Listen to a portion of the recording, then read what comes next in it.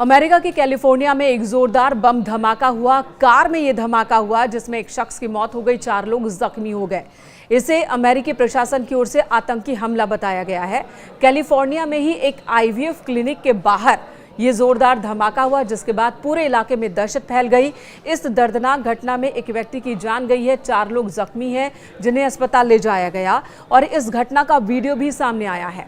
Federal bureau of investigation यानी कि FBI ने इस धमाके को आतंकवादी कृत्य घोषित किया और इसके साथ ही जांच की शुरुआत भी कर दी गई है। कार में धमाका इतना जोरदार हुआ, इन तस्वीरों को देखकर भी आप अंदाजा लगा सकते हैं कि आसपास की कई और इमारतों को भी नुकसान पहुंचा है। कई इमारतों के खिड़की के शीशे टूट गए। जोरदार धमाके के बाद यहां कंपन महसूस किया गया, लोग घरों से बाहर निकल आए। IVF सेंटर के मालिक भी बाहर निकल आए और तब उन्होंने देखा कि उनके सेंटर के बाहर ही एक कार में धमाका हुआ। कुछ लोग वहां जख्मी पड़े थे, उन्हें अस्पताल ले जाया गया।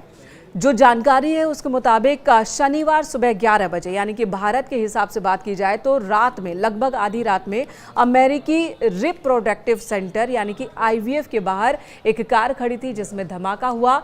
आसपास लोग दहशत में आ गए। बहुत ही शक्तिशाली था ये धमाका, कार के परखच्चे उड़ गए। हालांकि ये भी बताया जा रहा है कि इसी कार से कई बंदूकें भी बरामद की गई हैं। FBI के लॉस एंजलिस फील्ड ऑफिसर ने बताया, सहायक निदेशक ने बताया है कि ये घटना स्पष्ट रूप से आतंकवादी घटना ही है, यानी कि आतंकी हमला है। उन्होंने कहा कि FBI की टीम इस पूरे मामले की गंभीरता से जांच कर रही है ताकि ये पता लगाया जा सके कि ये अंतर्राष्ट्रीय स्तर का आतंकवाद है या फिर घरेलू आतंकवाद है, क्योंकि इससे पहले भी अमेरिका के अलग अलग हिस्सों में इस तरह की कुछ छोटी बड़ी आतंकी घटनाएं अभी हाल में होती रही हैं। हालांकि अधिकारी की ओर से बहुत ज्यादा जानकारी फिलहाल नहीं दी गई है।